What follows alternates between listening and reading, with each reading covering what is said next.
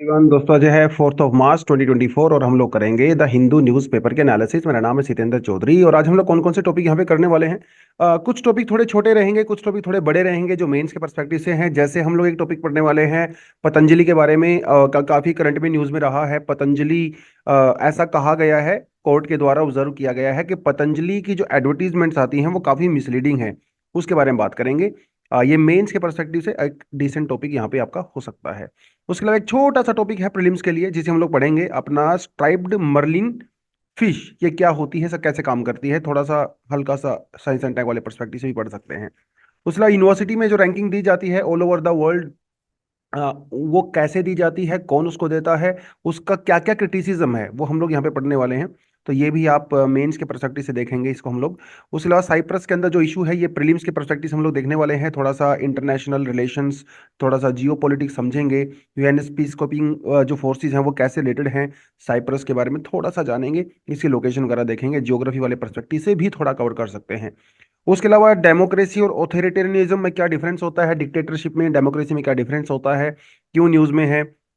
क्योंकि रिसेंटली एक ना सर्वे किया गया है जिसमें ये पाया गया है कि मेजोरिटी जो इंडियंस हैं वो एक्चुअली डिक्टेटरशिप को सपोर्ट करते हैं। उनका कहना है कि इंडिया में डिक्टेटरशिप होनी चाहिए। तो उसके बारे में बात करेंगे अपना इसमें हम लोग जो आज का एडिटोरियल दिया हुआ है। उसके अलावा एक छोटी सी अनाउंसमेंट है कि सैटरडे को हमारी करंट अफेयर की क्लास होती है जिसमें पूरे वीक का करंट अफेयर हम लोग कवर करते हैं। प्रीलिम्स और मेंस दोनों ही एस्पेक्ट से कवर करते हैं। अगर आप वो कोर्स ज्वाइन करना चाहते हैं तो ये क्यूआर कोड आप डेफिनेटली यहाँ पे स्कैन कर सकते हैं। और SC 1000 अगर आप कोड वहां पे अप्लाई करते हो तो मेरी तरफ से आपको 1000 रुपीज का डिस्काउंट भी दिया जाएगा। हमारे फाउंडेशन कोर्स को ज्वाइन करने के लिए व्हाट्सएप नंबर आपको दिया हुआ है। चलिए जी, तो सीधा बढ़ते हैं पहले टॉपिक पे। Why did the court penalise Patanjali. देखिए आपने ना पतंजलि की बहुत सारी एडवर्टीजमेंट देखी होंगी। पतंजलि की एडवर्टीजमेंट में ना लगभग लगभग दो तीन चीजें आपको देखने को मिलेंगी।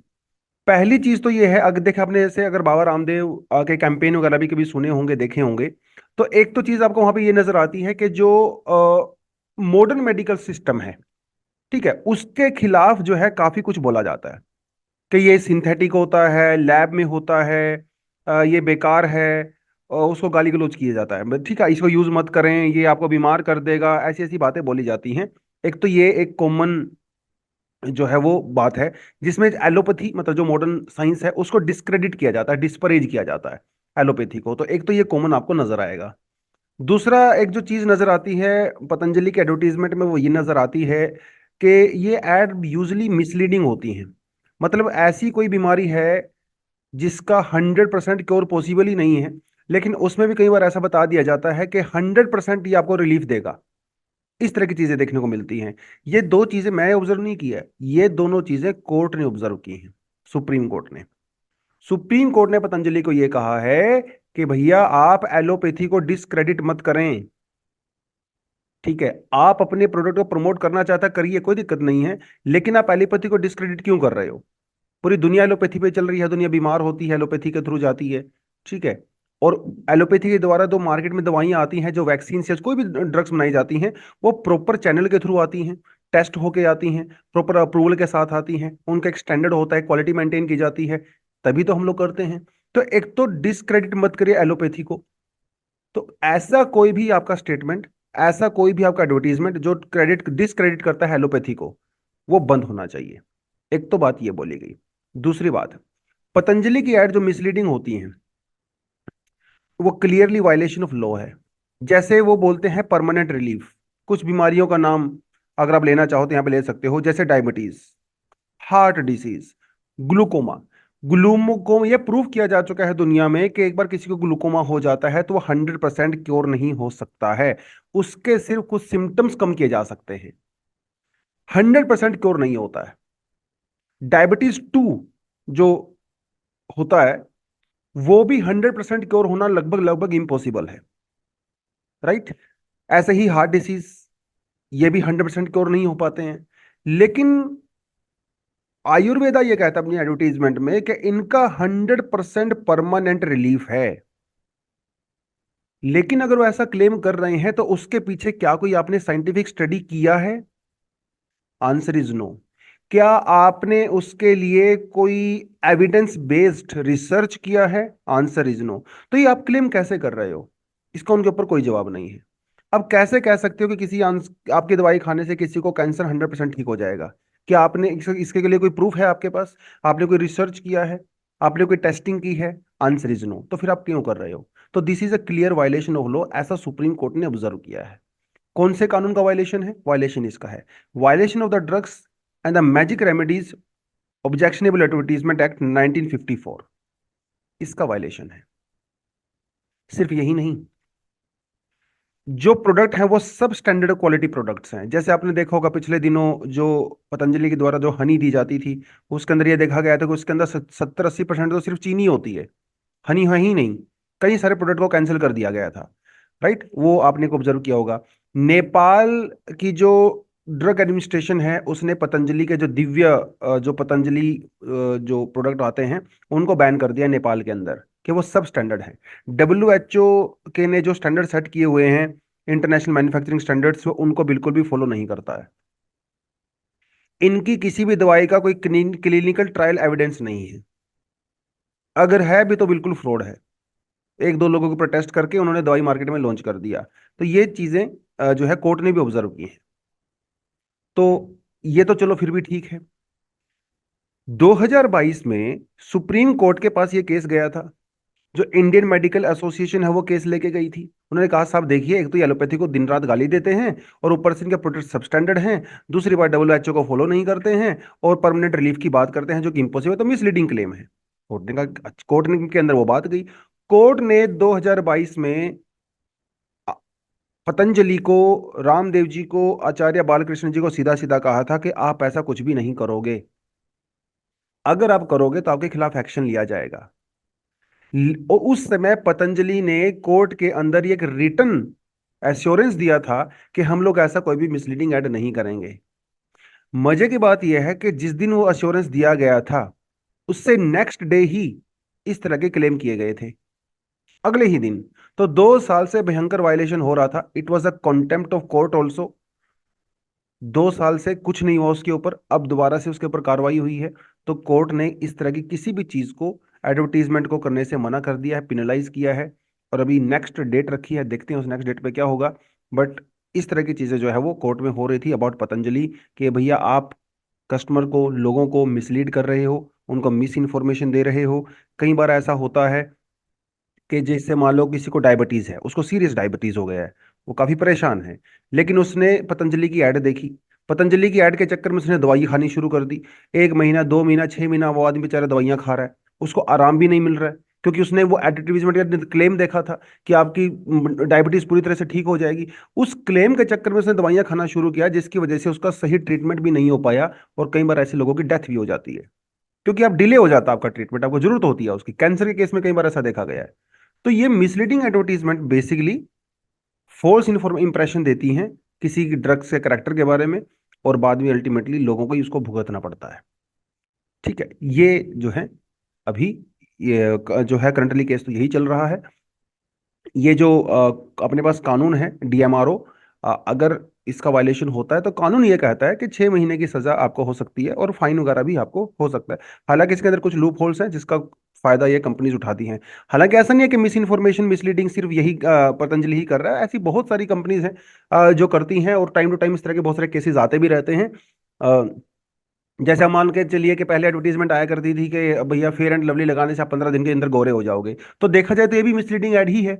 कौन 15 दिन के अंदर गोरा होता है? और होना भी क्यों है?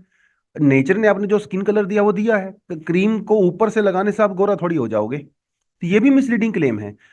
अब आपने देखा होगा पिछले कुछ सालों से ये मिसलीडिंग क्लेम अब नहीं आ रहे हैं, जबकि शुरुआत में बहुत आया करते हैं, 15 दिन में आप गोरे हो जाओगे, है ना, ये क्रीम आप लगा लो, आपका इंटरव्यू क्लियर हो जाएगा, आपका रिश्ता हो जाएगा, है ना। ऐसे भी क्लेम आए तो वो भी एक मिसलीडिंग क्लेम ही है कहीं ना कहीं। राइट। तो सिर्फ यही कंपनी नहीं, और कंपनी के ऊपर भी ऐसा होता है, बट थिंग इज, इस कंपनी ने कोर्ट के बोलने के बावजूद भी कंटेम्प्ट किया है। एक मेजर इशू यहाँ पे कंटेम्प्ट वाला भी है, जबकि उन्होंने रिटन एश्योरेंस दिया था कि वैसा नहीं करेंगे, उसके बावजूद भी उन्होंने वायलेशन किया है। वो केस अभी चलेगा, लेट्स सी आगे इसमें क्या होता है, but yes that is the case for right now. चलिए जी। एक फिश है जिसका नाम होता है स्ट्राइपन मर्लिन। ये आप देख सकते हैं यहाँ पे पिक्चर में, और इसके ऊपर ऐसे स्ट्राइप्स नजर आती हैं, इसीलिए इसका नाम जो है स्ट्राइपन मर्लिन रखा गया है। और ये एक टॉप प्रेडेटर है भैया, बहुत टॉप प्रेडेटर है, एपेक्स प्रेडेटर है। ठीक है, शिकार करती है, छोटी छोटी फिशेज का शिकार करती है। और आईयूसीएन की लिस्ट में तो इसको जो है नॉट अवेलेबल कैटेगरी में रखा गया है। लेकिन जो एक छोटी सी लिस्ट होती है ग्रीन पीस इंटरनेशनल की, उसके अंदर ये रेड लिस्ट के अंदर है, 2010 के अंदर रखी गई थी।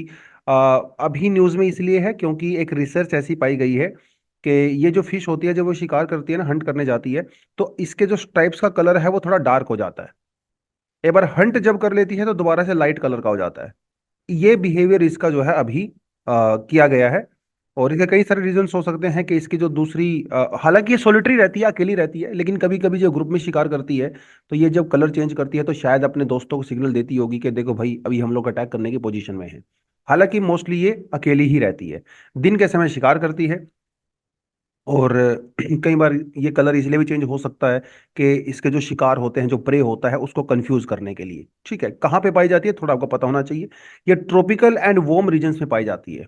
ठीक है, ध्यान रखना है, ट्रॉपिकल एंड वार्म रीजन्स पाई जाती है पैसिफिक और इंडियन ओशन के अंदर, जैसे California, Mexico, Mozambique, Kenya, New Zealand, Ecuador, उन रीजन्स के अंदर ये पाई जाती है। इतना ही सफिशिएंट है इसके बारे में, इसका पीएचडी नहीं करने बैठ जाना आपने। ठीक है, कहाँ पाई जा रही है, कलर चेंज हो रहा है, प्रिडेटर है, एक कार्निवोर है ये, दिन के समय शिकार करती है, अकेली रहती है, इससे ज्यादा इंफॉर्मेशन नहीं चाहिए। That's it. ठीक है, चलो।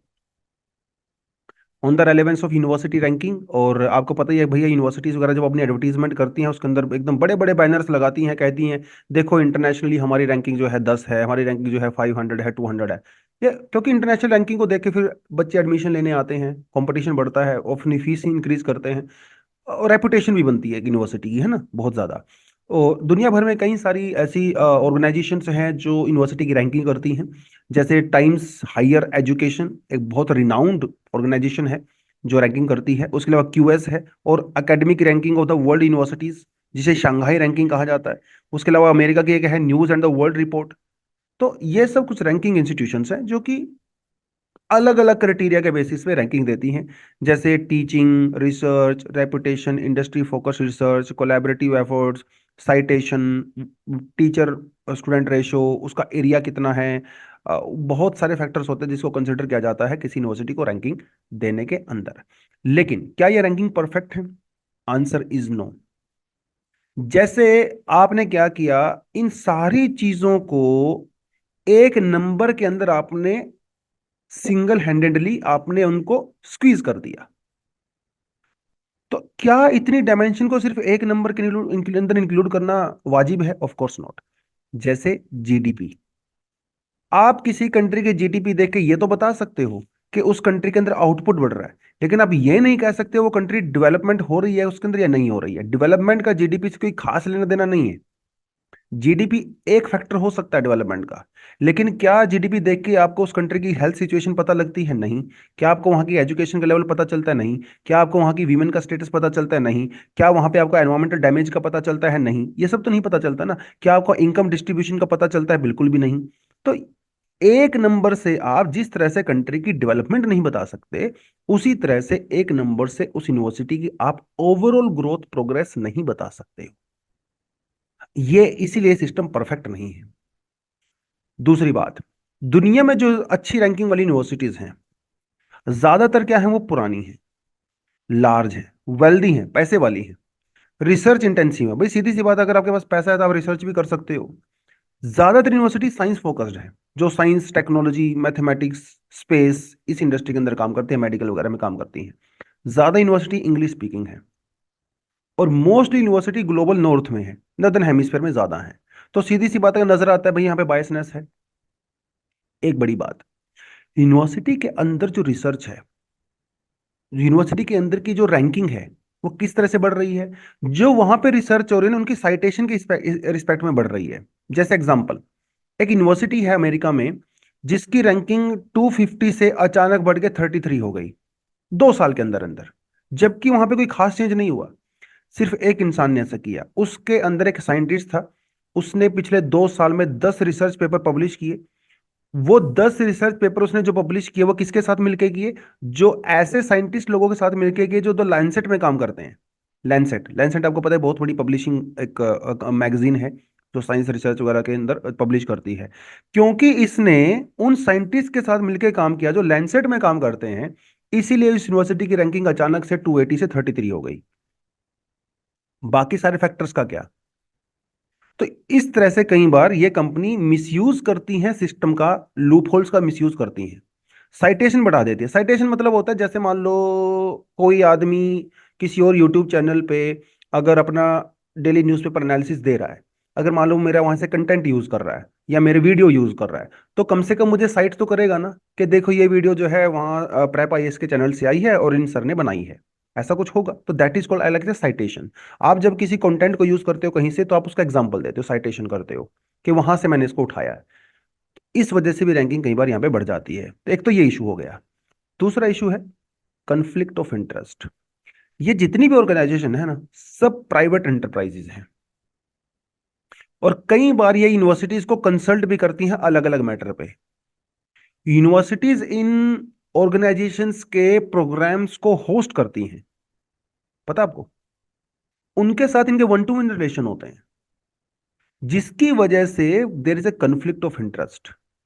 अब भाई सीधी सी बात है, आपकी ऑर्गेनाइजेशन को अगर कोई यूनिवर्सिटी फंडिंग कर रही है तो उसकी रैंकिंग तो ऑब्वियसली आप ज्यादा दिखाओगे ही। आपके प्रोग्राम को कोई यूनिवर्सिटी अपने यूनिवर्सिटी में बुला के ऑर्गेनाइज करवा रही है आपके फंक्शन को, तो कन्फ्लिक्ट ऑफ इंटरेस्ट तो है ही।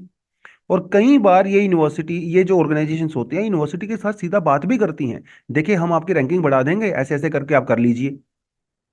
कुछ पैसे वैसे का लेन देन भी होता होगा, राइट? ये कुछ इश्यूज हैं वहां पे, जिसकी वजह से कई बड़े बड़े इंस्टीट्यूशंस इन रैंकिंग को डिनाउंस कर रहे हैं।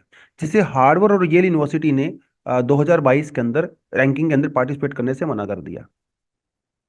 उनको लगा होगा कि कुछ लूप होल्स है इसके अंदर, चीजें गलत हो रही हैं। ऐसे ही नेदरलैंड की बड़ी इंपॉर्टेंट यूनिवर्सिटी है, यूट्रिच यूनिवर्सिटी बोलते हैं, बड़ा नामी गिरामी यूनिवर्सिटी है। इसने जो है टाइम्स की वर्ल्ड रैंकिंग के अंदर जो है आने से मना कर दिया, क्योंकि आप यूनिवर्सिटी की मर्जी के बिना उनको रैंक नहीं कर सकते हो। उनका आपको कंसेंसस चाहिए ही चाहिए होता है। कई सारे इंडिया के आईआईटीज ने भी रैंकिंग को बाइकआउट किया है, क्योंकि उनको पता है अंदर सिस्टम के अंदर क्या हो रहा है, कैसे रैंकिंग आ रही है, झोल क्या है, उनको पता है। सिर्फ यही नहीं, there are other issues also. Universities को अपना पूरे का पूरा डेटा इन ऑर्गेनाइजेशंस के साथ शेयर करना पड़ता है, और ये ऑर्गेनाइजेशंस क्या हैं? प्राइवेट ऑर्गेनाइजेशंस हैं। यूनिवर्सिटीज क्या हैं? वो पब्लिक फंडेड हैं, वो गवर्नमेंट है। तो भाई एक government organisation, public funded organisation एक प्राइवेट ऑर्गेनाइजेशन के साथ अपना डेटा क्यों शेयर कर रही है? क्या ये एथिकल है? Answer is no. और ये ऐसे हल्का फुल्का डेटा नहीं शेयर किया जाता है, पूरा ही डेटा शेयर किया जाता है, एकदम बिल्कुल A to Z। और उस डेटा, और रॉयल्टी फ्री डेटा है वो ऑर्गेनाइजेशन उस डेटा का कहीं भी यूज कर सकती है। तो ये सब कुछ लूप होल्स हैं। तो स्टूडेंट की प्राइवेसी, उसका क्या होगा? फैकल्टी की प्राइवेसी, उसका क्या होगा? राइट? तो ये कुछ इश्यूज हैं जिसकी वजह से ग्लोबल रैंकिंग सिस्टम परफेक्ट नहीं है। हालांकि इसका मतलब ये नहीं है कि पूरी तरह से आप उनको रिजेक्ट कर सकते हो। डेफिनेटली कुछ लूप होल्स हैं, जिनमें से कुछ के बारे में आज हम लोगों ने बात किया है। ठीक है, चलिए। एक आर्टिकल आता है जो कि आता है मेडिटेरेनियन सी से। लोकेशन आपको मैं दिखा देता हूँ पहले। ये देखिए जरा, ये मेडिटेरेनियन सी है जो ब्लू कलर में आपको नजर आ रहा है। और यहाँ पे ये जो ग्रीन कलर में आपको नजर आ रहा है, ये है साइप्रस। ठीक है, मेडिटेरेनियन ओशन के अंदर एक आइलैंड है, आइलैंड कंट्री ही है बेसिकली, एक तरह से आपको ये आइलैंड ही है, जिसका नाम है साइप्रस। ठीक है, इसको लेके इश्यूज हैं ग्रीस के बीच में और टर्की के बीच में। साइप्रस का आधा वाला जो नॉर्थ वाला हिस्सा है वो टर्की कंट्रोल करता है, साउथ वाला हिस्सा जो है वो ग्रीस कंट्रोल करता है। साइप्रस एक जमाने में ब्रिटिश कंट्रोल में हुआ करता था। ठीक है, जब ब्रिटिशर्स वहां से गए तो उसके बाद यहाँ पे कुछ इश्यूज क्रिएट हुए।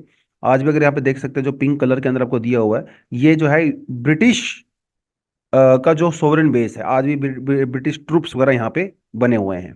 जो ऊपर वाला थोड़ा लाइट ग्रीन आपको नजर आ रहा है, ये टर्की के कंट्रोल में है। और जो नीचे वाला ये ग्रे आपको नजर आ रहा है, ये आपका ग्रीक्स के कंट्रोल में है। यहाँ पे जो नाइकोसिया, वो कैपिटल है। और ये नॉर्थ और साउथ दो ही हैं बेसिकली। हालांकि एक ही सिटी है, उसके बीच में से थोड़ा ऐसे दीवार टाइप का निकाला गया है। ऊपर वाली जो है वो टर्की कंट्रोल करता है, नीचे वाली जो है वो ग्रीस कंट्रोल करता है। जो ग्रीन कलर आपको यहाँ पे ये जो पूरा पट्टी सी ऐसे एक नजर आ रहा है बफर जोन, ये बफर जोन जो है किसका है, वो यूएन पीस कीपिंग फोर्स है। यहाँ पे यूनाइटेड नेशन की पीस कीपिंग फोर्स है, जो कि पिछले 50-60 सालों से वहां पे है, फ्रॉम 1960s। ठीक है। ये यूनाइटेड नेशन पीस कीपिंग का one of the oldest mission माना जाता है, जो आज भी वहाँ पे है। और हर 2-4 साल के बाद टर्की और ग्रीस के बीच में बात करवाने की कोशिश की जाती है, लेकिन वो मामला आज भी ऐसे कैसा बना हुआ है, अनफॉर्चुनेटली सोल्व नहीं हो रहा है। तो उसके बाद कॉन्टेक्स्ट में ही ये एक आर्टिकल यहाँ पे दिया हुआ था कि भाई कुछ नेगोशिएशंस हमारा वहाँ पे हो रही होंगी, लेकिन हर बार नेगोशिएशन करने की बात आती है तो हो नहीं पाता है। ठीक है, तो वो मामला आज भी ऐसा ही है। 1964 के अंदर यूनाइटेड नेशन जो पीस कीपिंग फोर्सेस हैं साइप्रस में, वो आई थी। फिर 1974 में टर्की ने इन्वेजन किया था, लेकिन वो वॉर जब रुका, ट्रूस हुआ, मतलब सीज फायर हुआ, तब से लेके आज तक जो है वो ऐसी कंडीशन यहाँ पे बनी हुई है। बार बार बात करवाने की कोशिश की जाती है इनके बीच में, लेकिन वो हो नहीं पाता। ठीक है, ब्रिटिश जो ट्रुप्स वहाँ पे हैं, उन्होंने भी शुरुआत में थोड़ा बहुत इंटरवीन करने की कोशिश की थी, लेकिन बाद में वो भी यहाँ से विड्रॉ हो गए थे। तो अभी ब्रिटिश ट्रुप इसके अंदर कोई खास पार्टिसिपेट नहीं करते, यूनाइटेड नेशन का ही यहाँ पे पूरा खेल है। तो ये थोड़ा आपको पता होना चाहिए, इतना ही मैं कराऊंगा इसके बारे में। ठीक है, ग्रीस की लोकेशन थोड़ा आपको आइडिया होना चाहिए क्या है। और आपसे एग्जाम में ऐसा पूछ सकता है कि recently Cyprus was in controversy, तो this controversy is between which of the following countries, ऐसे पूछ सकता है। तो आपको अलग अलग, जैसे Greece and Turkey, Turkey and Syria, Greece and Egypt, Greece and Jordan, इस तरह के पूछ सकता है आपसे वो। ठीक है, तो ध्यान रखना है, ये जो कंट्रोवर्सी है ग्रीस और टर्की के बीच में है, इसकी हिस्टोरिकल बैकग्राउंड वगैरह में जाने में बहुत ज्यादा जरूरत नहीं है आपको। ठीक है, इतना ज्यादा डिटेल में कोई नहीं पूछता है, और ना ही आपको रिक्वायर्ड है। थोड़ा बहुत पीस कीपिंग फोर्सेस के बारे में, yes you should have some idea. तो यूनाइटेड नेशन सिक्योरिटी काउंसिल के मैंडेट के बेसिस पे किसी दुनिया में कहीं भी अगर कन्फ्लिक्ट हो रहा है दो पार्टीज के बीच में, तीन पार्टीज के बीच में, तो वहां पे शांति का माहौल बनाने के लिए पीस कीपिंग फोर्सेस भेजी जाती हैं। कश्मीर के अंदर भी अभी अब पाकिस्तान वाली साइड में एक यूएन एक ऑब्जर्वेटरी बेसिकली प्रोग्राम है।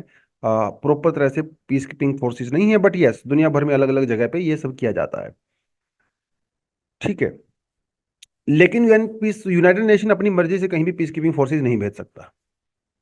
पहले तो वहां पे जो कन्फ्लिक्ट वाली पार्टीज होती हैं उनको आपस में अग्री करना पड़ेगा, तभी भेज सकते हैं। अगर आप फालतू में किसी के जाके लड़ाई में जाओगे भाई, तो आपको भी मार पड़ सकती है ना। तो ऐसे नहीं जाते हम लोग, दोनों का कंसेंट होना जरूरी है। और पीस की यानी पीस कीपिंग फोर्स इम्पार्शियल होती हैं, वो किसी पॉलिटिकल पार्ट या किसी एक कन्फ्लिक्ट वाली पार्टी को फेवर नहीं कर सकती हैं, वो उसका मैंडेट नहीं है। उसके अलावा फोर्स यूज नहीं करते हैं कभी भी, सिर्फ सेल्फ डिफेंस के अंदर फोर्सेस का यूज किया जा सकता है, दैट्स इट। ठीक है, तो ये कुछ चीजें होती हैं, तो उसकी वजह से क्या होता है, वहां पे कन्फ्लिक्ट जो है स्टेबलाइज हो सकता है। और वो जो कन्फ्लिक्ट है वो आसपास के एरिया में स्पिल ओवर ना हो, ये इंश्योर किया जाता है United nation peace keeping forces के द्वारा। इन्हें ब्लू हेलमेट भी बोलते हैं, क्योंकि इनका जो हेलमेट होता है वो बेसिकली ब्लू कलर का होता है। ठीक है, ब्लू हेलमेट फोर्सेस भी बोलते हैं। इंडिया, बांग्लादेश जो है काफी कंट्रीब्यूट करते हैं पीस कीपिंग फोर्सेस में। And India is the only country जिसने एक वीमेन कंटीजेंट भी वहां पे भेजा था in the peace keeping forces recently. ठीक है, चलिए एडिटोरियल पे जाते हैं। The majority of the Indian support authoritarianism, बड़ी ही सरप्राइजिंग शॉकिंग ये न्यूज़ है। एक प्यू रिसर्च जो फाउंडेशन है उसने, जो दुनिया भर में जानी जाती है लार्ज स्केल सर्वे करने के लिए, उसने अलग अलग कंट्रीज के अंदर सर्वे किया।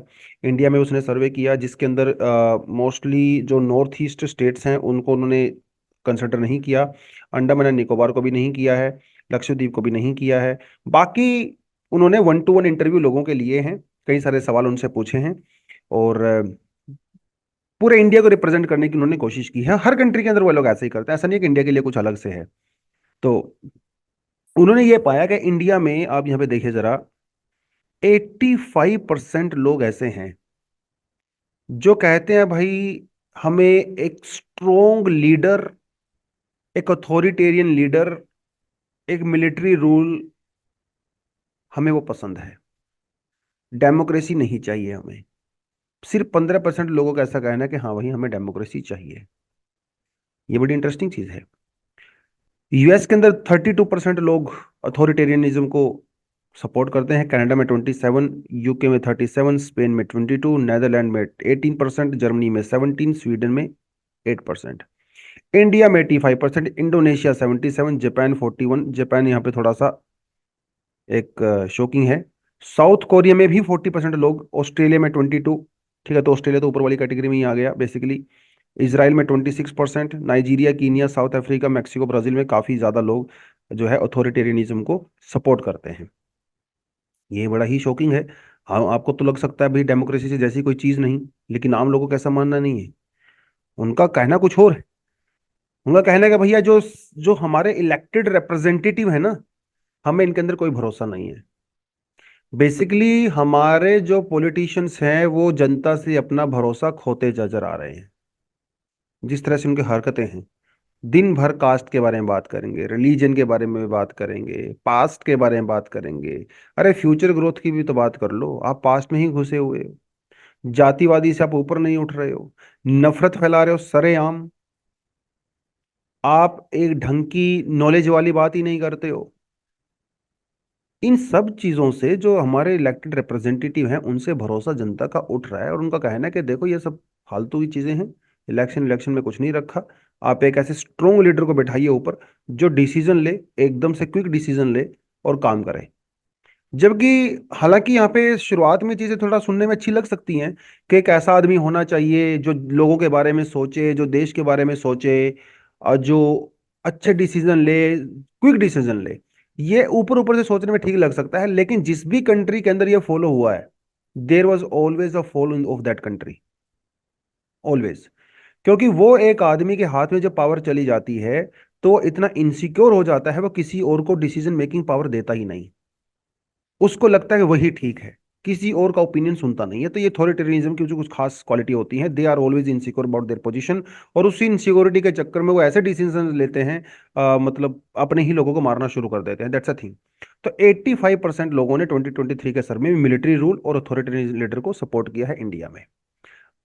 उसके अलावा बहुत सारे इंडियंस का ये कहना है कि अपोजिशन पार्टीज को ओपनली ऑपरेट करना ही नहीं चाहिए। कुछ लोगों का तो ये कहना है कि ओपोजिशन एग्जिस्ट ही नहीं करनी चाहिए। ये बड़ा शॉकिंग सा फिगर है। हमारे इंडिया के यंग लोग आज के टाइम में ऐसी बातें कर रहे हैं। इवन जो रिप्रेजेंटेटिव डेमोक्रेसी है, 2017 के कंपैरिजन में 2023 में लोगों का भरोसा कम हुआ है। इसमें ना एक रोल कोविड का भी हो सकता है। कोविड को जिस तरह से हैंडल किया गया है कई सारी कंट्रीज में, जैसे ब्राजील, इंडिया, इंडोनेशिया, बहुत सारी कंट्रीज में, तो शायद लोगों का अपने रिप्रेजेंटेटिव से भरोसा उठ गया है। एक ऐसा रीजन हो सकता है, क्योंकि 2017 और 19 में जो कोविड एक बहुत ज्यादा एक डिफाइनिंग मोमेंट रहा है, राइट। उसके अलावा बहुत सारे लोगों का ये कहना है कि भाई, बहुत सारे लोगों का ये कहना है कि एक्सपर्ट्स रूल होना चाहिए रादर देन इलेक्टेड ऑफिशियल। मतलब उनका ये कहना है कि ऐसे लोग पोजीशन में होने चाहिए जिनको नॉलेज हो। इलेक्टेड ऑफिशियल्स हमारे नेता लोग होते हैं, पढ़े लिखे तो होते नहीं है। ठीक है, तो हम लोग ये सब नहीं कहेंगे। एक नजर ये आया गया है कि जो वेल्दी कंट्रीज हैं वहां पे डेमोक्रेसी को लेकर ज्यादा सपोर्ट है। जो डेवलपिंग कंट्रीज हैं या पुअर कंट्रीज हैं वो अथॉरिटेरियनिज्म गवर्नमेंट के अंदर बिलीव कर रही हैं। तो लोगों से दो सवाल पूछे गए। दो लोगों से एक दो सवाल ये पूछे गए कि आप क्या चाहते हो। आप अथॉरिटेरियन लीडर चाहते हो, ठीक है, जो लेजिस्लेचर को ना माने, जो जुडिशरी को ना माने, नो लेजिस्लेशन लो जुडिशरी, या फिर आप ऐसे इंसान को चाहते हो जो मिलिट्री गवर्नेंस करे। लोगों से दो सवाल पूछे गए। काफी लोगों ने सपोर्ट किया कि जो अथॉरिटेरियन आदमी है, जो लीडर है, वो हमें चाहिए होगा। ये उनके अंदर इन्होंने बात कही है। तो what is the difference between democracy and authoritarianism? वैसे तो आपको अच्छे से पता ही होगा। डेमोक्रेसी का मतलब वो होता है पावर ऑफ पीपल। ये मतलब होता है डेमोक्रेसी का। कभी कभी डेमोक्रेसी जब थोड़ा सा आगे बढ़ जाती है तो डेमोक्रेसी में lead to power of majority, majority people, right, जिसे मेजोरिटेरियनिज्म कहते हैं, which is not a good thing. Majority का मतलब ये नहीं है कि आप माइनॉरिटी के राइट्स को अंडरमाइन कर दो। मेजोरिटी की रिस्पॉन्सिबिलिटी होती है, ड्यूटी होती है कि वो माइनॉरिटीज के राइट्स को प्रोटेक्ट करें। ठीक है, वही मतलब है डेमोक्रेसी का। अगर कहीं पे माइनॉरिटीज के राइट्स प्रोटेक्ट नहीं हो रहे हैं, चाहे इसमें वीमेन हो, चाहे रिलीजियस माइनॉरिटी हो, चाहे लिंग्विस्टिक माइनॉरिटी हो, जेंडर माइनॉरिटी हो, किसी भी तरह की माइनॉरिटी हो सकती है, तो that's not a true democracy. लोगों के fundamental liberties, right to speech, right to religion को रिस्पेक्ट किया जाता है डेमोक्रेसी के अंदर। ठीक है, तो आपकी जो एक्सप्रेशन है, स्पीच है, आप कहाँ जाते हो, क्या करते हो, क्या पहनते हो, क्या खाते हो, क्या पीते हो, ठीक है, क्या बोलते हो, उसके ऊपर ज्यादा रिस्ट्रिक्शंस नहीं होती हैं डेमोक्रेसी में। जो डेमोक्रेसी जितनी मैच्योर होगी, जितनी अच्छी होगी, उसमें उतनी ही फ्रीडम होगी बेसिकली। और डेमोक्रेसी कोई एक एंड गोल नहीं है, डेमोक्रेसी एक प्रोसेस है। बहुत सारी कंट्रीज प्रोसेस में है, जैसे पाकिस्तान में डेमोक्रेसी एक अलग लेवल पे है, इंडिया पे एक अलग लेवल पे है, श्रीलंका में एक अलग लेवल पे है, अमेरिका में अलग लेवल पे है, डेनमार्क में अलग लेवल पे है। तो ये कोई पीक पॉइंट नहीं है कि ये बिल्कुल परफेक्ट डेमोक्रेसी है, नहीं, ऐसा नहीं होता है। हर कंट्री अलग अलग स्टेज में हो सकती है, right. Citizens typically accept judgement rendered by the majority of the electoral in the fair election, है ना। अगर डेमोक्रेसी में इलेक्शंस होते हैं, जो भी जजमेंट आता है लोगों का, सुनाते हैं अपना वर्डिक्ट, वो मानना पड़ता है लोगों को। एक हेल्दी डेमोक्रेसी में तो ऐसा ही होता है, डिक्टेटरशिप में ऐसा नहीं होता है।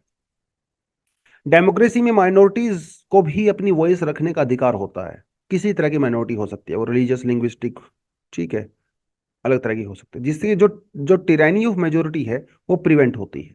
मेजोरिटी अपने डिसीजंस को माइनॉरिटी के ऊपर नहीं थोप सकती डेमोक्रेसी के अंदर। ऑथोरिटेरियनिज्म में क्या होता है, एक आदमी होता है, डिक्टेटर होता है, सारी पावर उसके हाथ में होती है। वो आदमी, उसके दो तीन जो खास खास मित्र लोग होते हैं, वो लोग मिलकर सब कुछ करते हैं। कुछ खास इलीट लोग, अमीर लोग, जैसे रशिया का आप एग्जांपल यहाँ पे ले सकते हो, ठीक है, वही रूल करते हैं, हर चीज पे डिसीजन लेते हैं। इलेक्शंस वगैरह कभी कभी ऐसा लगता है कि वहां पे इलेक्शंस होते हैं, जबकि इलेक्शन का रिजल्ट सबको पता होता है, क्योंकि वहां पे जो इलेक्शन कमीशन होता है वो पूरी तरह से उनके कंट्रोल में होता है। मीडिया पूरी तरह से कंट्रोल में होता है, अपोजिशन लीडर्स वहां पे एग्जिस्ट नहीं करते। तो ये अथॉरिटेरिज्म के अंदर यूजली आपको नजर आएगा। सिटीजन्स को कहीं पे भी पार्टिसिपेट करने का कोई अधिकार नहीं होता। सिटीजन सिर्फ सब्जेक्ट होते हैं। ऊपर से डिसीजन आता है, सिटीजन्स के ऊपर थोपा जाता है, उनको मानना पड़ेगा, नहीं मानना पड़ेगा ये तो गोली लगेगी, जेल में जाओगे। तो citizens are only subjects, they are not active participants in any decision making process. ये होता है, वहां पे कोई लेजिस्लेशन नहीं होता, कोई एग्जीक्यूटिव नहीं होती, कोई जुडिशरी नहीं होती, सिर्फ और सिर्फ टॉप पे जो बैठा है या बैठी है वो इसके डिसीजन सब कुछ होते हैं। कोई चेक और बैलेंस नहीं होता है। ये अथॉरिटेरिज्म की कुछ खास क्वालिटीज होती है, ठीक है। तो और ये हर कंट्री में जो है थोड़ा जिगजैग ही चलता है। कभी कभी वहाँ पे कुछ ऐसे लीडर्स आते हैं जो ओपन डिबेट डिस्कशंस को रिस्पेक्ट करते हैं, तो डेमोक्रेसी थोड़ी अच्छी हो जाती है। कभी कभी वैसे वाले लोग आते हैं जो अपनी हाथ में पावर रखना चाहते हैं, तो थोड़ा डेमोक्रेटिक, थोड़ा सा वैल्यूज का थोड़ा थोड़ा डिग्रेड होनी शुरू हो जाती हैं। तो ये थोड़ा जिगजैग चलता है, ठीक है। अलग अलग, जैसे इंडिया में भी अलग अलग लेवल पे आया, कुछ लीडर्स ऐसे थे जो बहुत डेमोक्रेटिक होते हैं, वो जो है एक माइनॉरिटीज को भी रिस्पेक्ट करते हैं, कलीग्स को भी रिस्पेक्ट करते हैं, अपोजिशन को भी थ्राइव करती है वहाँ पे। कुछ लीडर ऐसे नहीं होते। अलग अलग जगह पे अलग अलग प्रोसेस ये चलती है। जैसे आप अमेरिका की बात कर लीजिए, जैसे जो ट्रम्प हैं वो थोड़े अथॉरिटेरियन माने जाते हैं, जबकि जो बाइडेन है वो थोड़े से डेमोक्रेटिक माने जाते हैं। इस तरह से आप जो है अलग अलग कंट्री में अलग अलग तरह का जो है वो पर्सपेक्टिव देख सकते हैं। ठीक है, बस यही था। उसके अलावा हमारे पास कुछ एडिशनल आर्टिकल में हैं, जो पढ़ना चाहो तो पढ़ सकते हो। तो आज के लिए इतना ही है। Thank you very much, all the best, जय हिंद, जय जवान, जय किसान।